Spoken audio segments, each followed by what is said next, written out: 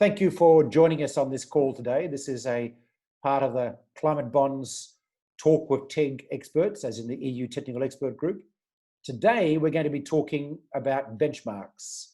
There's a whole series of webinars we're doing on climate issues, on the EU taxonomy, and ideas for sustainable finance. We did one yesterday with Elena Fiestas and Nick Robbins on that, which you can find, all of them, at www.climatebonds.net/webinars.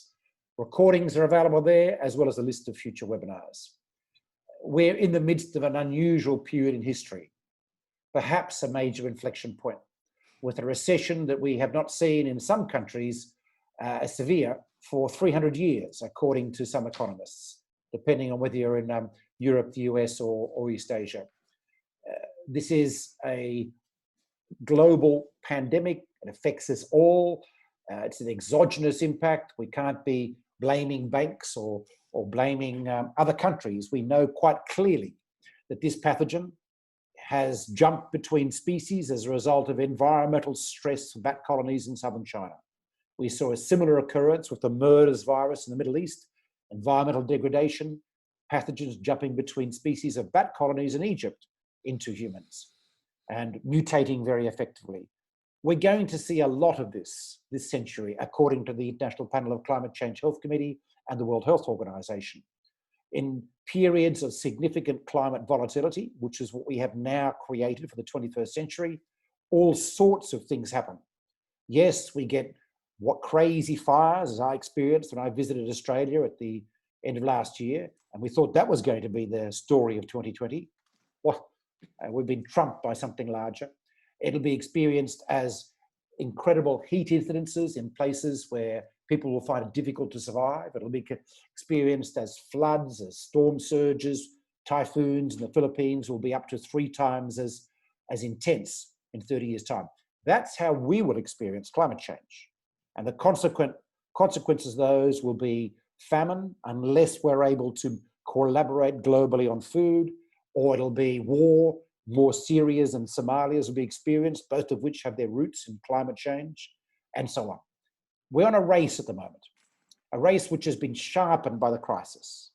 The first part of the race is now to build resilience into our systems so that we can better navigate what is going to be, even at the best trajectory, a century of extreme volatility in weather and other related and consequential impacts, such as pandemics. It's going to happen. Let's prepare. Let's understand how to better construct the health system so that we can deal with pandemics. Let's understand how to ensure social protections are in place so people can survive and eat when we get hit by these crises in the future. And also, they don't have to keep working and spread the virus, that it is possible for them to isolate, as we've seen big challenges in some countries with these issues. And of course, there are other forms of resilience, economic resilience. We need to better understand how to bounce back societies fast when they get slammed sideways by a major shock of one sort or another. And there are many shocks we're going to experience. The second race that we're on is to inoculate ourselves against catastrophic climate change. And that requires us to achieve the IPCC's, the International Panel of Climate Change's 1.5 degree global goal. It's not so much a goal, it's an absolutely necessary and essential target of net zero carbon by 2050 globally, not just in individual countries, and a 50% cut in emissions by 2030. That's right, you heard me right. A 50% cut in global emissions by 2050 will give us a chance of averting truly catastrophic impacts on our society, way beyond the pandemic we're experiencing now, which is very hard for us to see us recovering from. So that's the story. The European Technical Expert Group on Sustainable Finance was formed by the DG FISMA, the European Commission, to look at, make some recommendations in 4 key areas: taxonomy, disclosure reports, green bond standard, and benchmarks, into recommendations that would help implement key features of the EU Action Plan on Sustainable Finance to address climate change and other environmental challenges. We're lucky today to be able to get time from my good friend, Professor Andreas Hoepner, who is he's a financial data scientist. He's the Professor of Operational Risk, Banking and Finance. Great title. at the Michael Smurford Graduate Business School and apparently the Lachlan Quinn School of Business as well at University College in Dublin, and has a long list of other engagements that I won't go into now. And then also we're very lucky to have my other really good friend, Elena Philipova, who's the Global Head of ESG Proposition at Refinitiv. She was the rapporteur, the coordinator, convener of the Technical Expert Group's Benchmarks Working Group, of which Andreas was a member. So thank you for joining me today. I'm going to ask a couple of naive questions, if I can, just to get us going in this discussion. Why do we need this? Why is this important? Perhaps, Elena, I can ask you to start with that. Thanks, Sean. Thanks for having us, and thanks everyone for joining today's session. Really powerful introduction as always. And as you explained, this is one of the puzzle pieces of the broader action plan on sustainable finance, the establishment of climate benchmarks that will help the industry reallocate capital towards the financing of a low carbon and more resilient economy, as well as the increase in transparency when it comes to benchmarks. This really covers the full spectrum of environmental, social, and governance information that benchmark providers are expected to report on. Although the regulation seems very targeted at benchmark administrators, actually it indirectly impacts a whole sea of investors and users of benchmarks. And therefore they are extremely important and critical in both aspects that they tackle. The first, to build consistency, harmonize, and thus create more trust in end users when they benchmark against low carbon strategies, and when they look for suitable solutions to have the impact that they're looking for on one way, and then on the other way to have visibility into the actual performance and footprint when it comes to different environmental areas, as well as social impacts that benchmarks, broadly speaking ESG benchmarks, but also conventional benchmarks, have on those quite important topics as you described. Elena, just step back a bit and tell us benchmarks, which are widely used, for those people who are not familiar with how important they are in the financial system. Just tell us how they're used, who uses them? I mean, they are used in multiple ways by many users. They can be used, for example, by investors, broadly speaking, to underline their passive investment strategies. And which is about a quarter of global capital or more at the moment, isn't it? Yeah, and it's growing rapidly. Yep. So just in that sector alone, the benchmarks are critical to what more than a quarter of global capital does on a day-to-day basis in terms of investing. So that's one group. How else are benchmarks used? And active managers also use them to benchmark performance. So there you cover the other spectrum as well. Okay, so this is really fundamental, foundational architecture of the financial system, the investing side of the financial system, right? Yeah. Okay. Absolutely. So what are we trying to do with this particular standard? Give us a bit more color. We've got two particular benchmark approaches we've included. Is that correct? That's correct. So the European Commission has proposed the establishment of two types of climate benchmarks. The first being climate transition benchmarks, and they are intended to help investors identify assets to allocate capital towards, to be part of the transition towards low carbon economy. And then we have the Paris Aligned benchmarks, which is taking the ambition level a step higher and really targeted at users that want to be at the forefront of the transition and identifying assets which are ahead of the curve and leading the pack, so to say. Andreas, can I ask you, just before we get into the detail of it, is anyone going to listen? Why will the financial industry listen to these benchmarks? How's this actually going to work in practice? I mean, it sounds like a good idea, given how important they are. Yeah, so the benchmarks are invested in eventually by the end investors. So the end investors are pension funds, insurances, university endowments, charities, churches, any one of us high net worth individuals. These end investors are that essentially represent society in many cases. So pension funds is basically all of our retirement savings. Insurance is owned, the money is owned by the insurance, but essentially it's all of our insurance premiums that will eventually cover us from risks. Universities have endowments that should benefit their student body over time. So in essence, the end investors are very interested in aligning their approaches with the Paris Agreement. And the approach that we're putting forward, both in the Paris Aligned Benchmark as well as the Climate Transition Benchmark, is absolutely sustainable investing. So that means that your actual index is better than the status quo at any point in time, and also better than itself was last year. So we have investors who are keen, who are sold already. What about all the others, those investors that are doing other stuff? Why will they look at this? Is it important? Are they required to, under the new regulation that's coming through? How does it impact others? So the question is, who are the others? So let's differentiate between an asset manager and an asset owner. Mm-hmm. Sense that you can also see it on the PRI website, for instance. So the asset owner is pension funds, insurances, endowments, charities.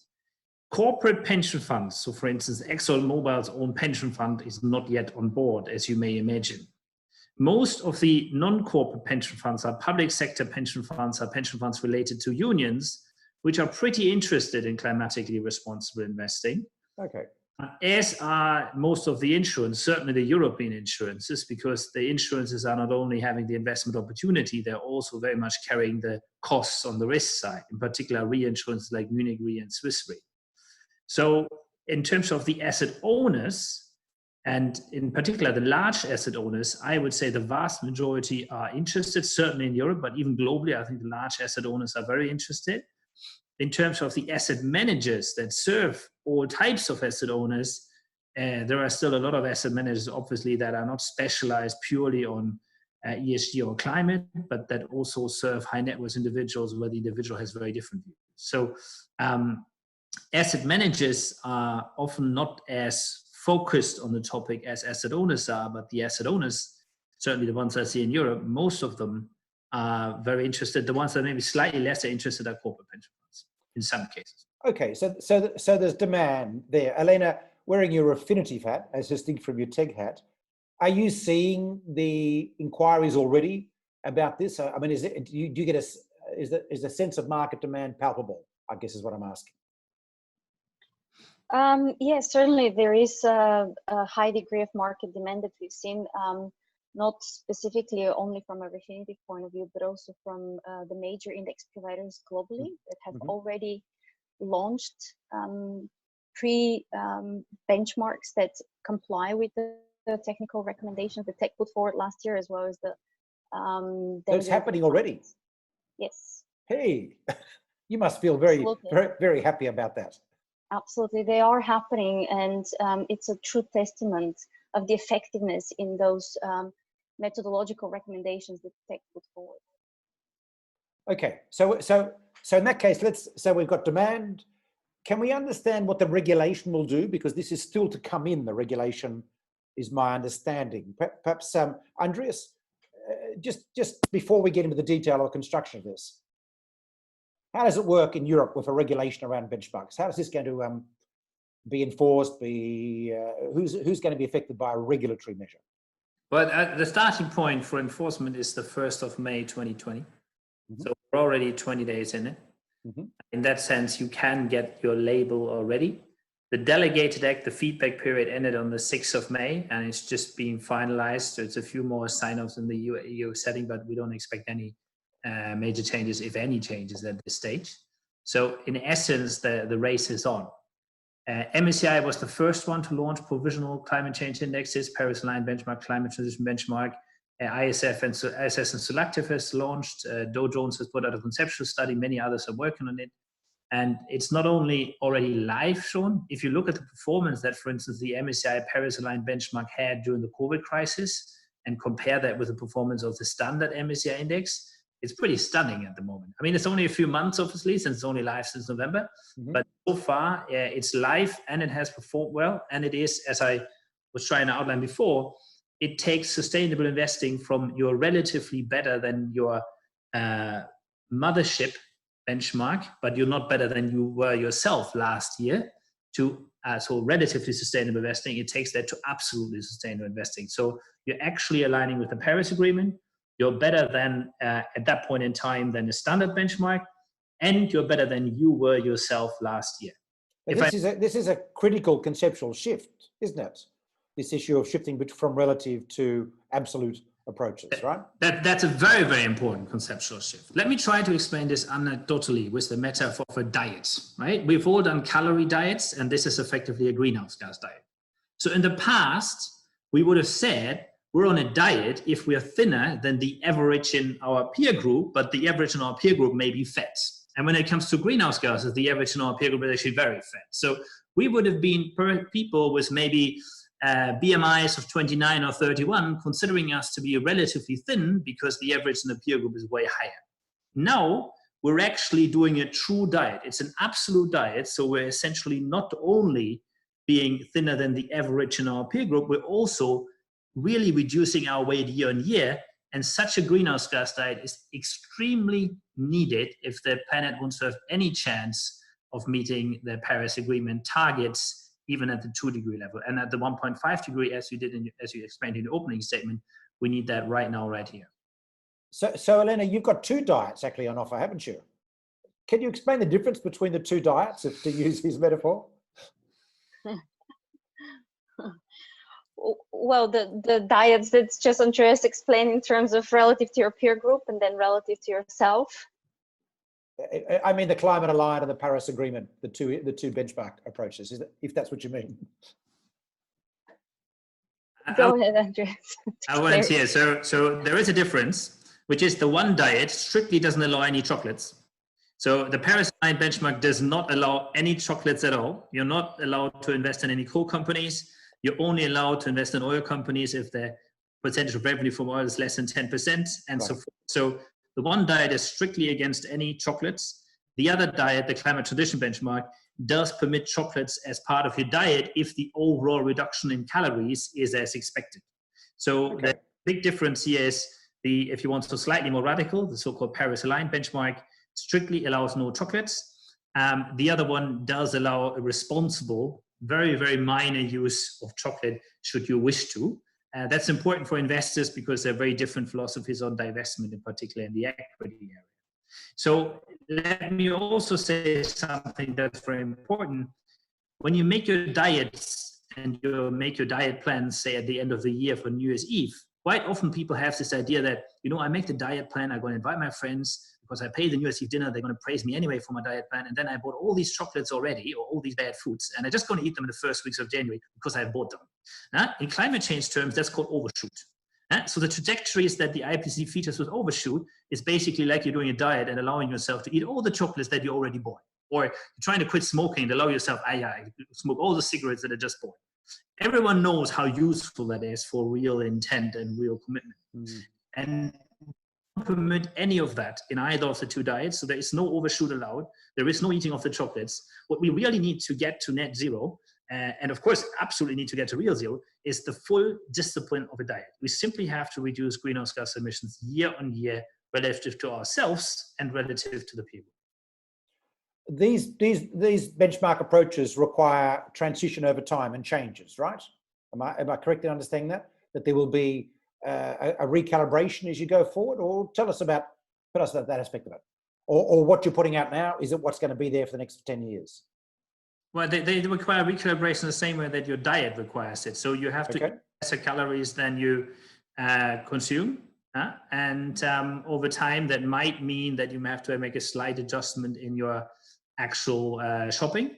But in principle, there is a clear direction, which is -7% greenhouse gas emissions year on year. And you simply have to stick on that -7% reduction year on year. That's what I was looking for, which is linked, of course, to the 50% cut in 10 years metric, roughly, in terms of matching that, which is what you've got to achieve to get that. Okay. That's correct. And if you're a layperson trying to understand this, is this pretty straightforward? Is this complex to try to do this? Is the universe there? Do we have challenges with the universe? How much is this bumping up against the old diversification models?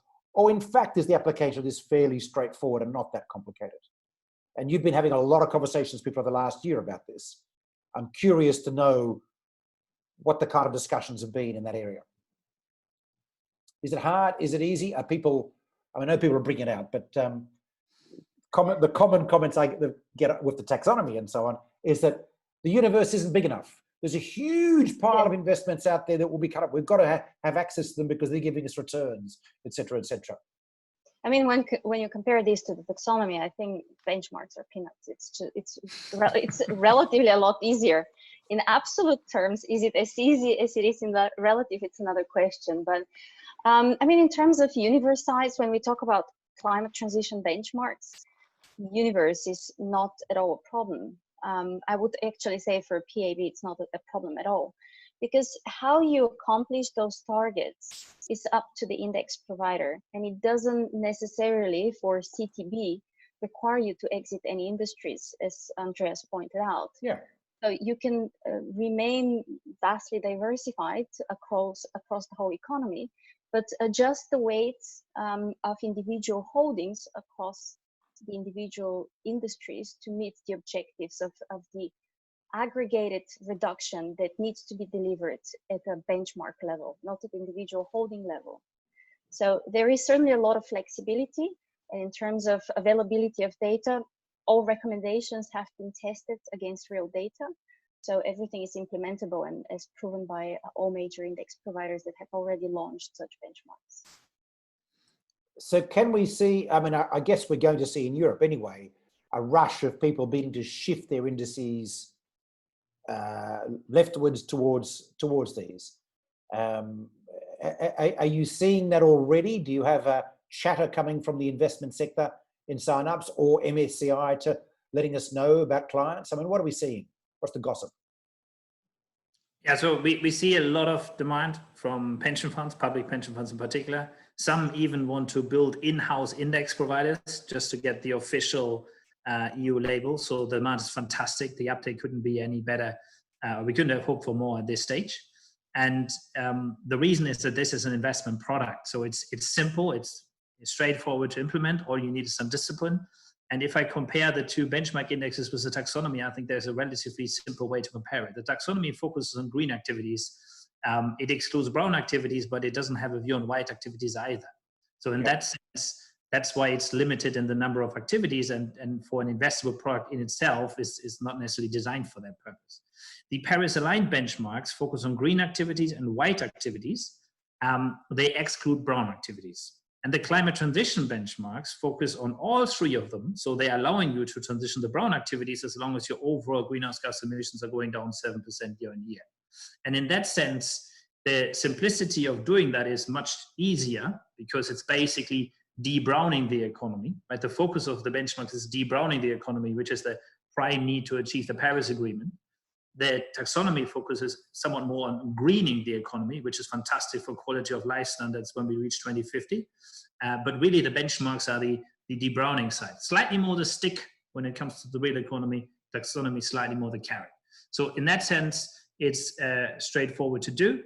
There is the one or the other technical item where the quants, data scientists working on this have to just live up to the innovation, and they're doing that. We see this in the public debate. The public debate is moving on, things that they haven't thought about, such as using enterprise value for scaling greenhouse gas intensity is becoming more and more popular, has been supported by PCAF, has been supported by the Net Zero Asset Owner Alliance. So things are very much moving in the right direction, and the demand is pretty much as strong as it could be, to the extent that some pension funds, Brunel Pension Partnership, for instance, has already announced in official policies that they are aiming for a 7% reduction in investments.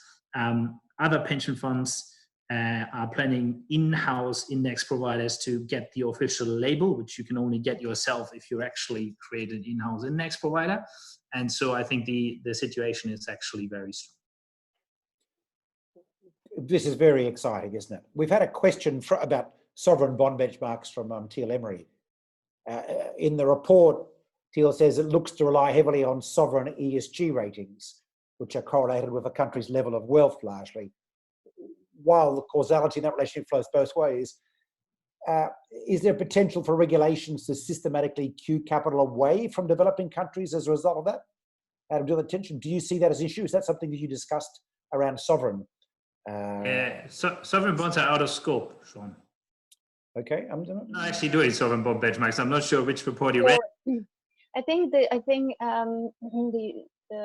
person raising the question was referring to the section on transparency and the ESG disclosure for benchmarks, which is applicable to all types of benchmarks, excluding interest rates and currencies. So definitely includes sovereigns. I mean, in the TEG report, we did include recommendation for disclosure of ratings across a few asset classes, including sovereigns. And in the delegated act, this was marked as a voluntary disclosure parameter, quite reasonably so, due to the parallel work stream that the Commission is leading on assessing the state of ESG ratings in the market, and are there any areas where interventions are necessary. So it's a very valid question, and I'm sure that's something that regulators are looking into. Going to bonds, Andreas, you and I have been talking about passive investing in the bond sector. How do we make this work for that large slab of the universe in the bond sector going forward? How's the impact going to flow? How are we going to make it flow into that huge volume? I think it's something like $25 trillion or something of bonds that are allocated to passive investing at the moment. Yeah, Sean, maybe take a step back, I think, because we discussed the methodologies for the Paris Aligned and the Climate Transition Benchmark. For them, sovereign bonds are out of scope. Also, we effectively have 3 delegated acts. We also have disclosure legislation that Elena just talked about, where any index is in scope. So essentially, of the work that the benchmark group did, we've just discussed a third of it, the third that gets most attention. The other 2/3 in terms of disclosure legislation are equally relevant, and so questions can of course come in for everything. In responding to, I will go back to the original third of the methodology and how the methodology works, but just so that everybody realizes here, we effectively have 3 separate delegated acts on the EU website. So the subgroup actually did 3 separate tasks, just that's clear. So coming back to bonds, the methodologies have been tested for bonds. They are very much aimed at bond investors, because bond investors can make the biggest difference. If an equity investor decides to not invest in a fossil fuel company, it does not affect the cash flow of that fossil fuel company directly, because an equity investor sells the shares they bought from another investor to a third investor, while of course a bond investor not refinancing fossil fuel firms immediately means that this cash does not go to the company.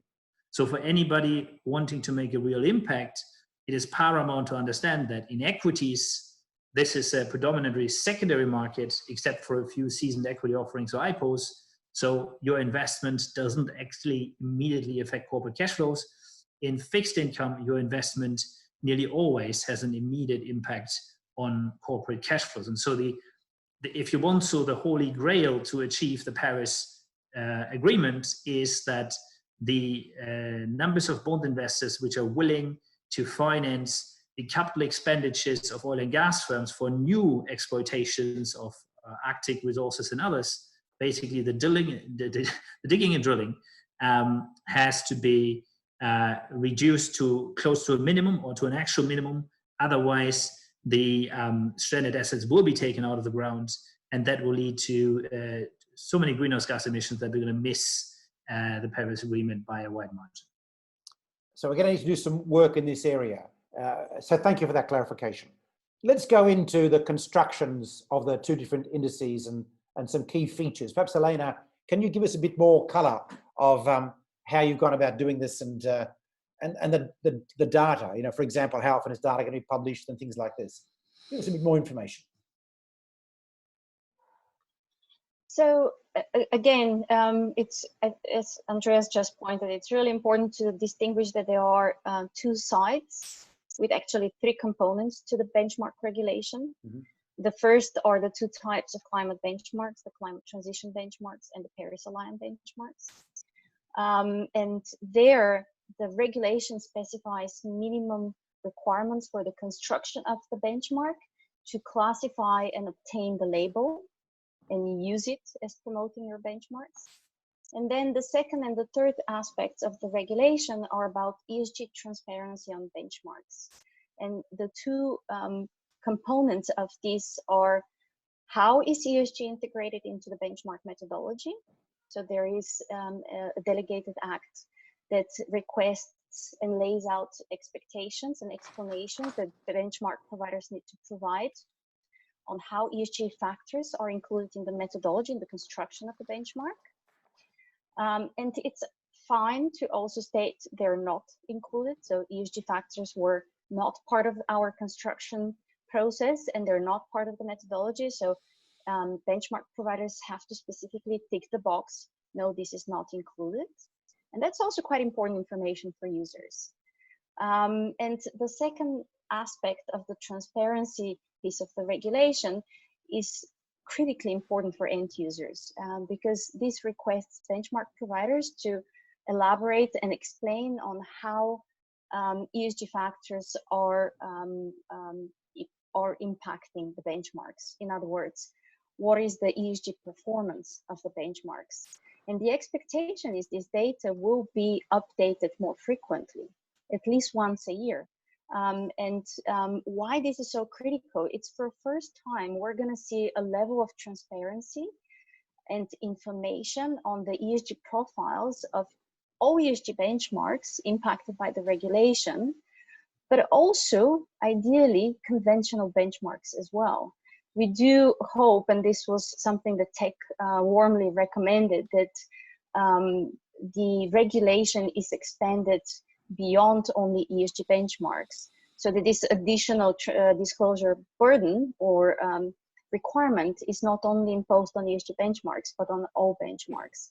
And what it enables users is to now have access to information on exposure to controversial businesses, for example, as they make investments in certain sets of holdings following a benchmark, or the carbon footprint of the benchmark as a whole, and how that compares to another one. So they will become a lot more informed and aware when choosing the benchmark to go for. So we do expect that this will improve the quality of investment choices that end users make, both retail investors as well as institutional investors. And that's something that TEG heard over and over again during our engagement with stakeholder groups in the market. Initially, when we were thinking about the design of our recommendations, that what's critically important for asset managers is transparency. They require a lot of flexibility as our industry, our space is fast evolving. It's far from being mature, so there is a lot of innovation that's happening in the industry. But what is lacking and what is key in this regulation is the increase in transparency and data availability.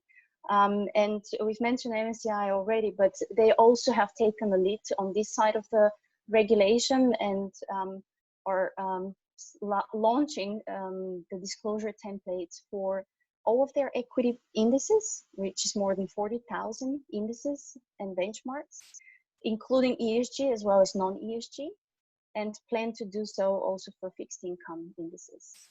And this will, again, increase significantly the volume of access for end users to ESG information. And with that, there is no more excuses. There is no more, well, I didn't know. Yes, everyone will know now exactly where they're allocating their capital. So the disclosure aspect really is the key part of this in terms of making it work, making information available. And that's something, Andreas, you've spoken about a lot in the past in your lectures about the need to create the transparency and use it. You've got some specific provisions in these. I mean, you've got some exclusions in the Paris Agreement one. I think it's the Paris Agreement one, not the other one. Can you just explain what those exclusions are and to what extent there might be exclusions or none at all in the second benchmark? Yeah, so the Paris aligned benchmark The PAB, abbreviated, excludes firms that have more than 1% revenue from coal, more than 10% revenue from... So 1% revenue from coal? More than 1% revenue from coal. So essentially, every company touching coal. Yep. Firms that have more than 10% revenue from oil, firms that have more than 50% revenue from gas, or firms that have more than 50% revenue from electricity production with an efficiency or a lack of efficiency. So they produce electricity at more than 100 grams of CO2 per kilowatt hour. So you couldn't put Shell in that portfolio given the exposure to gas? No, you would not be able to put any of the energy companies in that. Okay, clear. You would also only be able to put some of the utility companies in that in the PAB at this stage. So these exclusions, equivalent to not eating chocolate in your diet, are there for the construction methodologies for those people that believe in divesting on the equity side or denying debt on the fixed income side. Obviously, on the fixed income side, that directly hits cash flows. On the equity side, it might not. And the disclosures that Elena just mentioned, both components are extremely important. So just for everybody to reiterate, MSCI has 40,000 plus equity indexes. Every single equity index has its ESG profile disclosed. You can find it right now if you Google it. Compared to where we stood before the TEG, that's an enormous difference. We have also, now you can discuss which one is the more important aspect, developed absolutely sustainable investing guidelines that follow 7% reductions year on year, that improve on themselves year on year, and that improve against the benchmark year on year. And all of these things are ready. So there is no political uncertainties. There is no potential ways to stop anything here. They are ready. The delegated act is out. The consultation is concluded. The legislation has even started as April 30th. So this is the first actual change with its enforcement and with its impact from the tech subgroups that became actual legislation. Obviously, we're waiting for the huge impact that the taxonomy is likely to make, but the benchmarks regulation is already out and already impacting and guiding investors. And just going back to what we were discussing earlier about the role of regulation. If we've got so many investors keen on doing this anyway, why do we need a regulation? How does it help? Can't we just leave it to market forces to sort this out?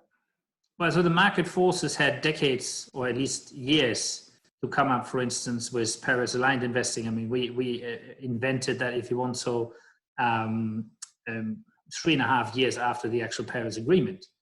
The market forces don't tend to collaborate the way we did, right? So we collaborated as a subgroup with people from all relevant commercial aspects, one academic also included, asset managers. We collaborate to get the best out of everybody's view. Market forces are normally one company on their own trying to innovate with less time, less resources, and most importantly, less collaboration. So, and there is a fourth aspect why I think we were able to develop things that market forces wouldn't develop, and that's intellectual property rights. When you look at market forces, even NGOs in this space tend to develop methods that they can actually protect in front of other people. We developed a method that you can't patent, that you can't trademark. You can't really trademark 7% reductions. We just did the obvious, which is if you want to follow the IPCC's 1.5 degree trajectory, then you have to reduce your greenhouse gas emissions 7% year on year. And that simple and obvious message has already been followed by the UN emissions gap report. It was over TV when they said it for sovereigns. Sovereigns should reduce emissions by, they said, 7.6% a few months later. And so because of the collaboration and because we are developing a method that is for sharing, that is for everybody to take part in, that is not to be protected by IP, that's why actually such collaborative efforts such as the technical expert group are needed, because market forces alone don't actually come up with these innovations in my view. And even if they do, then they do it 10 years too late. Elena, is this going to have an effect beyond Europe of any substance? If it's a European regulation, you're working globally. What's your view? I am, and I have I get asked exactly the same question by many of our customers that are outside of the EU, interestingly enough, because the whole world seems to be watching what's happening in Europe and admiring it one way or another, or criticizing it. I mean, different mixed feelings, as we can of course imagine. But as an insider, so to say, who's listened to the regulators and their desires to make sure that the tools, the guidelines, the standards, the classification that we produce is applicable to an international level. It's not bound within boundaries. I do see this genuine desire coming from the European regulators to develop a best-in-class model and showcase how this can happen in practice without constraining it to only the regions, the boundaries of the EU. So for me, it's quite obvious that there is a genuine desire to make this work internationally and scale and get it adopted by other countries. However, from the outside world, I do get more skepticism, and probably just this message needs to be reiterated, especially in our tech work, in all of our meetings. I do remember over and over again pushing ourselves to make sure that whatever we produce can be scaled, can be applied everywhere. That was a challenge, of course, in all aspects of the TEG work, certainly the taxonomy work as well, that international eye as part of it. Was it tortuous or straightforward to get here? I'm curious in terms of, you mentioned, Andreas has mentioned the fact that this was a collaborative effort with many different stakeholders involved. Was it hard? Was it straightforward? You were at this for quite a long time, developing these benchmarks. It took up a lot of your time to get there. Give us a bit of a flavor. I mean, I think, at least me as a human being, I tend to erase from my brain negative memories. So now when I reflect back on the process, it was excellent.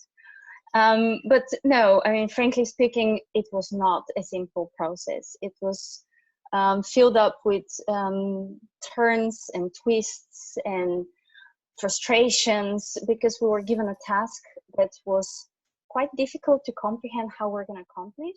And there are lots of different methodologies at play in this area, aren't there? As well as lots of white space where there's nothing there. So, and the other complexity which came through Midway was a quite significant change in the regulation. So the original mandate that was given had different definitions for the two benchmarks, whereas the actual level 1 text, which was agreed about 9 months later, few months prior to the tech mandate ending, had significant changes. So we had to really go back to the drawing board, scrape a lot of what we had already done, rethink the whole process, and throughout every single idea, challenge it. Is it going to apply and work for the different stakeholders groups that we've engaged? Is it going to be implementable against real data and the data challenges that we know exist in the market? So it was very challenging, but I think the whole group came out of it extremely content and very, very proud of the end result. Because we feel, as Andreas said, that by bringing all of this expertise, knowledge together, and true desire to produce something for the industry good, for everyone's good, was what we needed to bring that level of innovation in that wide space. I want to stress for our listeners that whole process of testing, looking at the practical applications of it, and that's why it was so exciting to have folks like you involved in that group, means that this is actually a practical and pragmatic solution that's been put out there. It's not some kind of ivory tower theory about how the economy is going to work. And I think that's a critical part of the other groups as well. And certainly the taxonomy, we kept pressing up against this issue of practical implementation. We're still being pressed on practical implementation, of course. So that's unusual, isn't it? In terms of the reaction of all the parties with different methodologies, and I'm acutely aware that the climate change space is full of organizations, from the Carbon Disclosure Standards Board to individual consultancies who've been looking at different sorts of metrics to provide investors to achieve the Paris Agreement. Do you see people still falling into line now behind this, or is there still a debate ongoing about it despite the regulation coming in? What's your thinking about this? And I want to go back to absolute and relativists as the extension of this argument in a minute, Andreas, because there's a big conceptual shift in this whole thing. Elena first. Are people, what's your reaction now that you're out there in terms of, sorry, what you're seeing, the reaction from all the different sorts of parties that have been playing in this space? I mean, maybe just connecting to your previous question as well, why regulation? I do believe that this is exactly the right ingredient that we needed in the industry to get beyond the tipping point. Because as Andreas absolutely rightly pointed out, the market has been doing this for quite some time. It's not a new idea. It's not a new topic. It's not like we haven't been talking about the challenges, environmental and social, that the society face, and the role that capital markets should play, and how that can happen. But what had happened over all these years is lots of developments, lots of initiatives, but very little degree of alignment and standardization. And that's why what we see right now is broken basics. Basic definitions are misaligned, and we're working on the basics, frankly speaking. That's what the regulation is aiming to solve for. Let's lay down a common foundation and then let the market innovate on top of it. But that will bring the so much needed degree of confidence and trust that the outputs and the great buildings that then the market is going to build on top of the foundation are going to sustain and will be there for a long time and will serve the purpose that they were designed to serve. So I think this is a very critical change in the market dynamics and very much needed intervention in my opinion. Andreas, can we just pick up a bit of the weaknesses of the relativist model, which is what you were critiquing and saying we've shifted to an absolute model here? We've had an awful lot of ESG methodologies around. We've had best-in-class Dow Jones Sustainability Index kinds of measures, even within the coal industry and the oil industry. So this is something I don't think most people quite get what a substantial difference is. This is in thinking about how we approach this transition to a low carbon economy. I mean, you don't believe how many companies based on the DJSI method believe to be the most sustainable company in the world. And I think that's an enormous feeding ground for greenwashing in that case, in many aspects, potentially at least. But to come back to the methods on the index side, it's quite simple. The relative method meant you were 30% below your benchmark, say in 2016. You remained 30% below your benchmark in 17 and 18, but because the world emitted more into 17 and 18, you suddenly had actually an increase in greenhouse gas emissions. So that has nothing to do with the Paris Agreement, which requires an enormous decrease, and the IPCC requires an enormous decrease. Now, sadly spoken, there are obviously players in the market. No one calls themselves a lobbyist in public, but of course lobbyists exist in private, that have the ambition to slow that, to not let us use the IPCC's trajectory. And people often forget that when we started, people suggested us, oh, why don't you use the trajectory of the IEA, for instance? When I moderated a panel at the RI Europe, a very senior person of this industry called the IEA trajectories abhorrent. A former UK minister called them quite disappointing. So we made a decision for the IPCC's 1.5 degree trajectory with no limited overshoot, and then we simply followed it, which was the right thing to do. But as before said, it doesn't give you any intellectual property rights to protect, which most of the organizations out there, including NGOs, seem to be very focused on when they develop their methods, to have something that they can protect from their quote unquote competitors. And so the methods out there had a simple challenge, which was that when you were trying to do climate change assessments, with one exception, which is the Transition Pathway Initiative, which is fantastic, that was launched, I think, about 2 years ago. But in any other case, the companies were eventually paying for that. And if the companies are eventually paying for the existence of these methods, then surprise, surprise, the companies ain't going to pay for methods which make their life hard. They're going to pay for methods which in the one or the other way make their life easy.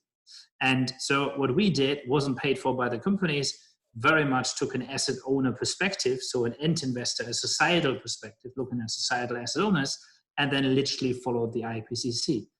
It was as easy as that. But why could we do that? Because we're a collaboration of people from different parts of the industry and academia bringing skills together. And we didn't have any financial conflicts of interest. We were tasked finding a solution. We were not tasked developing an intellectual property right. And I think that's the reason why what we did worked. and what we did led to a solution which people initially didn't expect because they hadn't seen it in the sector. And if I may come to the question on the Q&A, Sean, the question if the Climate Disclosure Standards Board reviews its companies and its companies' suitabilities, and if the benchmarks could be used as that, yes, absolutely. You can easily use the benchmarks as an assessment based on, of course, the benchmark administrator, if these companies are reducing their greenhouse gas emissions and if they deserve weight in the index. So in essence, if you want to know how good a company is, you can go to the index, say MSCI, say Solactive, say Dow Jones, say FTSE, say Bloomberg, and you can just compare what that weight is over time. And if they think the company is doing well in its decarbonization, the weight is going to be stable or going up. If they think the company is doing poorly, the weight is going to go down. In many ways, people talk about things like brown taxonomies. The Paris-aligned benchmark, those things that are permitted are not brown, those things that are excluded are probably brown, right? A company that has more than 1% revenue from coal is nearly certainly brown. So in essence, you can definitely use the benchmarks for all sorts of analytical exercises, and I'm personally happy to advise. Feel free to just add me on LinkedIn regarding this. And most importantly, they take the asset owner perspective, and the asset owner perspective is a societal perspective because we all share our pensions, we all share our insurances. I think that's another insight that is often overlooked. The societal perspective is the asset owner perspective, pension funds, insurances, endowments. Yep, our money. Yeah. A question from Kate Levick at E3G. How do we see this being built on under the Commission's renewed sustainable finance strategy, which is out for consultation? Do you see scope for further work and further development? Elena, perhaps?